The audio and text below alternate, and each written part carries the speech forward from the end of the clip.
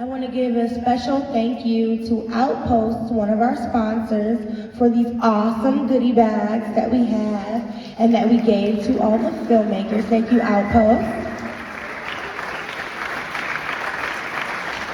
And I want to thank all the filmmakers for sharing their work with us today. I'm going to ask all of the participating directors for this Blocks Film to join me up here for a brief Q&A. Come on up, y'all. Let's give them another round of applause.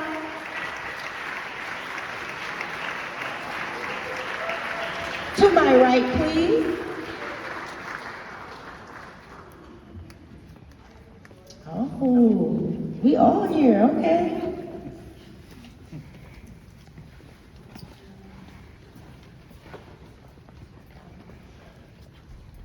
All right, is that everybody? Almost?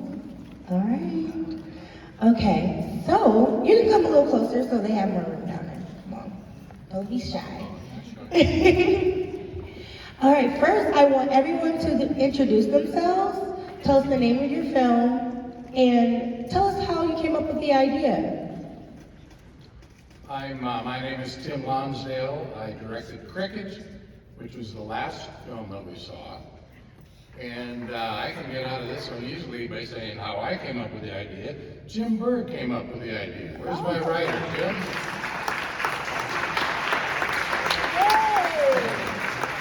So I had the easy part. I just had to say action once in a while and sometimes cuts. And Jim did all the hard work. So thank you, Jim. Hi, I'm Anastasia Esther. I made Alfie. And that one, thank you. I'm glad you liked it. It's also kind of a spontaneous thing. Truly, I came up with it because I needed something for my cinematography class as a final.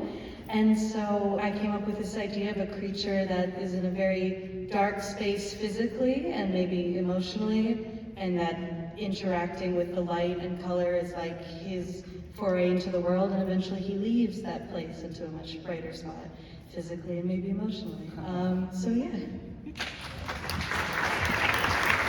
Hello, my name is Sam Sorensen. We did Pandemia, which was the dentist office one. And we came up with, this was actually a 48-hour film project. So for those of you who don't know, that means you make it in one weekend, and they give you a line of dialogue, a prop, a character, and the genre. So we took those elements, and I talked to my friends Lance and Julia, who are out there tonight, and we had a friend who said, you can use my dentist office. And so we started spinning the story then, and we wrote it Friday night, shot it Saturday, edited Sunday.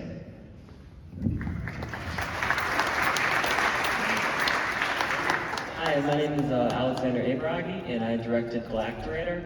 The idea was, I really thought, like in society that there's a lack of like culture appreciation and like individuality. So I kind of wanted to make a film that encouraged people to honor their cultural roots, but to also honor their history and their ancestry, to kind of use that to define who they are and individuality. So, and I loved Indiana Jones and Blade Runner and things like that. So I wanted to, make an archaeology story, but have it be science fiction. And so, yeah.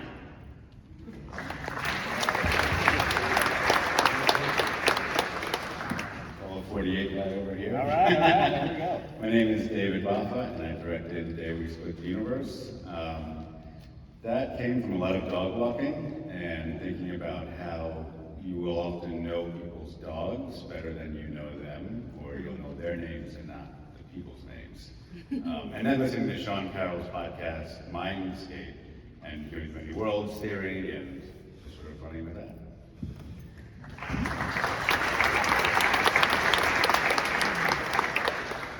So I'm Joe Liffenberg. I'm the director of Unspoken. Also came from a 48-hour project. So originally it was made for the 48. I feel like my team and I kind of won the lottery when we drew our genre. Had an idea for silent film, which we got, so made that situation so much easier. And then just from there, after the 48 screened, went back, shot a couple other things to kind of flesh out the story a little bit.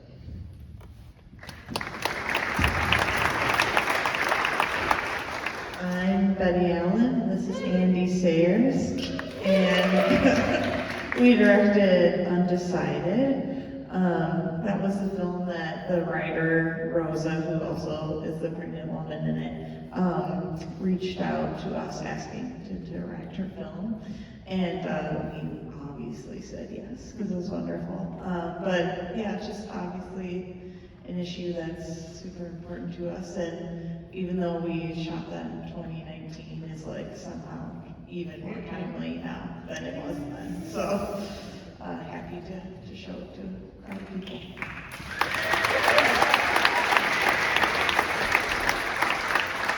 Hi, I'm Anieya Walker, directed Perfect Match, and the writer of Perfect Match, Dana Brown, and I have been working on a feature, and we were having a script meeting, and her cat on Zoom, and her cat kept wandering back and forth in front of the screen, as cats did in many people's Zoom calls over the pandemic. And we were talking about her cat, and she said, "I hate this cat.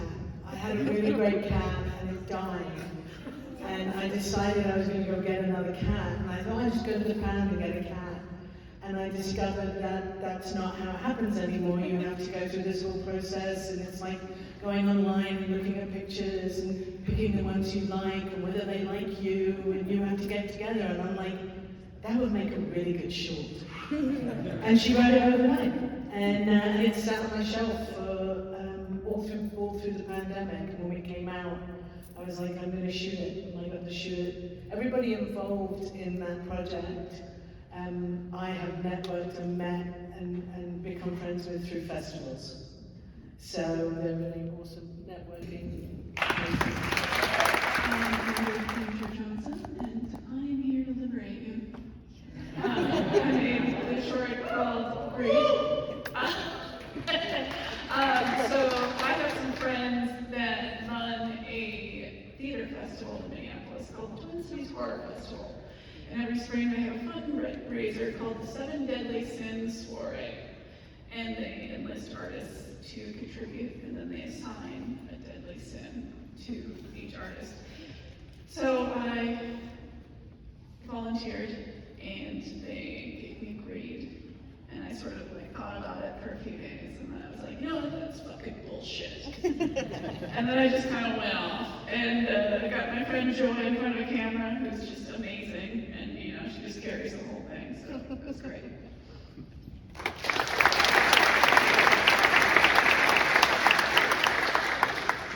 I'm Erin Hastings, director of Young Stag. Young Stag worked with my partner for a brief amount of time, and he's very open about his story, which I find very admirable. I feel like it's a story that can be important to a lot of people, so I'm just very grateful that he was willing to share it with all of us.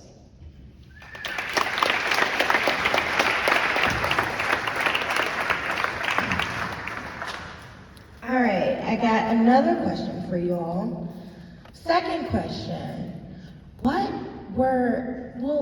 were there any challenges that arose during your filmmaking process or while you were coming up with the film, during production, post-production? What happened?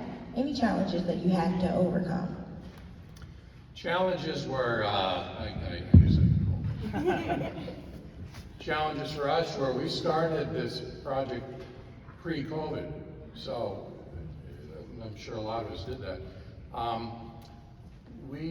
Jim and I, we got together about two and a half years ago, and he had this great little script, and we said, okay, let's go ahead and do this. We started the process, and then COVID hit. I live out in the sticks, like 30 miles west of Oshkosh. Jim lives in Appleton. My producer is right here, Ross Bigley, who I've known for years, consented to produce this for us. Well, he was my boots on the ground in Milwaukee, because we shot it here. And I didn't have any cast, I didn't have any crew, I didn't have anything.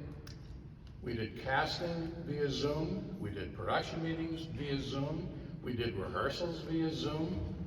Zoom was our life for 2 years, and then that finally broke and we got to shoot it. So, and actually that was last October that we shot this thing, a two-day shoot here in Milwaukee. And finally it comes to fruition. Other than COVID, money was a problem. I come from 34 years in production, below the line production, New York, LA, and Atlanta. I always got hired after the money was in place. All of a sudden, we're doing this little shoestring budget, no budget movie, and it's where's the money coming from on this one? So I'm sure we all have that same problem here. Thank you. If you couldn't tell, Alfie is a zero-budget film.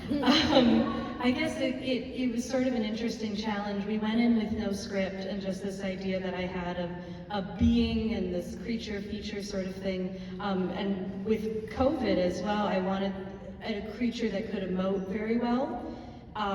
But masks are important and that covers half your face. So I thought, well, why not get rid of the whole thing and build Matt, who's here, the star. There he is, he's wonderful. Build him an entirely new face out of, I think it was an old air fryer box and some expired paint and 2 soda can halves and I think eyes from like a teddy bear that we ruined for a different film at some point. And just change out the smile in the face and have it be this sort of blank expression that also says more. So that was kind of the workarounds in the COVID mask challenge. And outside of that, I think it was just this idea of how to make light and the camera itself a character that has something to say to Alfie, to follow his journey and explain sort of what he's doing and have Alfie, Matt respond in kind, I guess with no dialogue. So, yeah. We also, we're not allowed to have a budget because it has to be volunteer, that's part of the rules, which kind of works out, but it's also a challenge. The big challenge, of course, is the timing, so that's obvious. I would say the other big challenge that we ran into and run into is when you're dealing with volunteers, a lot of my family is at play. So again, like my daughter was the victim, the cheerleader victim. My good friends Lance and Julia are like A+ level talent, so I always put them in like top roles. But after that, it's all my family. So my brother, who is a youth pastor, showed up on Friday night and I said, Jacob, he's my younger brother. I said, you're going to portray a pedophile. Your victim is my daughter, your niece. Get some sleep, we're starting right away at 8 a.m. So that was probably the biggest challenge. Now he was cool with it, it was obviously game and we worked around it, but those are kind of the little challenges that come in these kind of projects.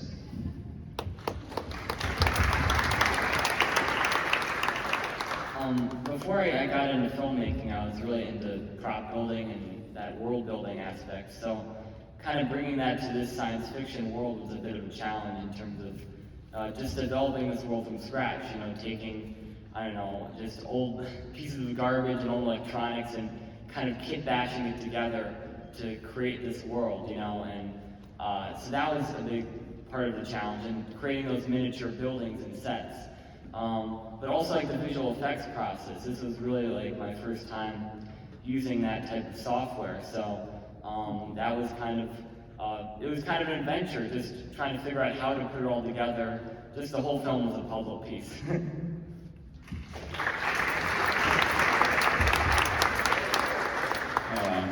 Eagles are really stubborn, and one of my beagles, both of them in the film, is extremely stubborn, even for a beagle. And we got to the park, we were going to film, I had treats, and he was like, fuck you, I'm not doing anything. So, almost all the shots of them walking with a leash are just one beagle and somebody, a person, like with their foot out, holding the end of the leash and pretending it's a beagle, and then we got like pickup shots of the beagles, because, yeah, it wasn't cooperating, so.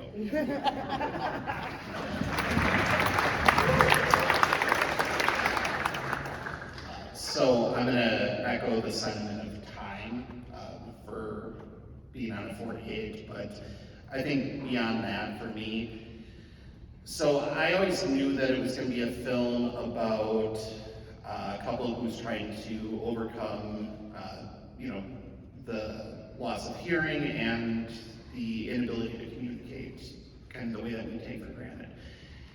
So that's all well and good in my mind, but when it comes to actually shooting it with two actors who actually don't know ASL, having to learn on the fly during a 48, they were tremendous as, between takes, they're going through the book, trying to learn it. My wife, who was a producer on the film, was right there helping them learn along with my AD, Rusty. So that was the biggest challenge, but I had such a great support system around me that made it pretty easy.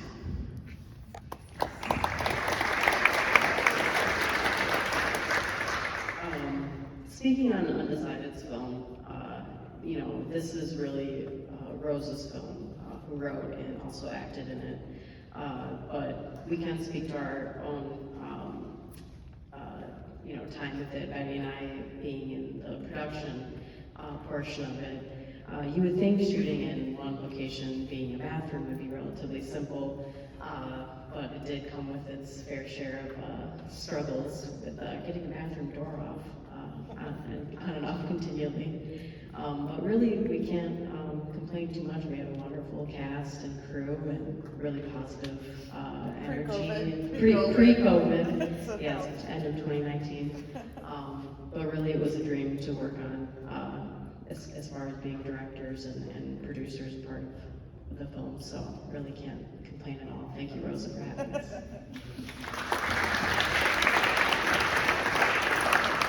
I didn't really have any major challenges. I shot in my house, I knew everybody. I knew that I wanted to do something very small crew-wise, and so I knew I wouldn't need a lot of money, but there's nothing, I still don't believe anybody who says they make a movie for $500, because, post-color, post-sound, if you don't do that yourself, there are certain things that you can't get for free. But I knew I had to raise some money. Now, Tim and I have worked together on a show that shall not be named. Name it, go ahead. No. You'll know why in a minute. But I did a couple of seasons of that show, and then I went on to another show. But I had a lot of the props that came from my kit initially, that we had made multiples of for this particular show. And I sold an axe that was wielded by Winona Ryder. You can probably figure out what the show is from that. And so I sold it because I get collectors all the time asking me for things, and I always say no, and I don't ever do that normally. But this particular time, this guy had been very persistent, and I went back and I said, okay, it's this much money, and every single dime of that is going to go and make my next short. And he was really excited about it. So that was me doing that. And my post-colorist, who I had to pay, we couldn't pay for 2 months because he lives in Moscow, and they had a war, and they cut off all communication, like financial communication, between Russia and the US.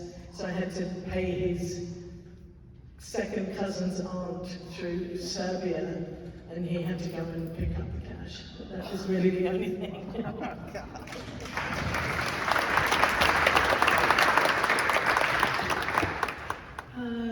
We had a really lovely time, I just kind of kept it simple. I think the only issue that we had was my brain stopped working and I forgot that grocery store rotisserie chickens are a thing. And Joy wanted to rip something apart on camera, and so shit, I gotta make chicken. I gotta make 2 chickens to go back up. And my poor partner was up all night, I think, before the shoot, helping me smoke a chicken. But it was delicious, and we all enjoyed it.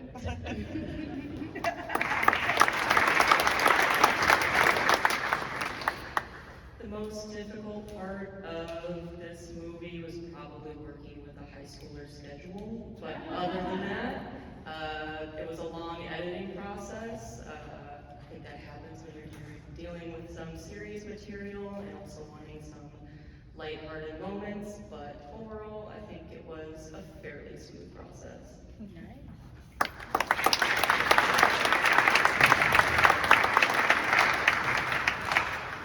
Thank you.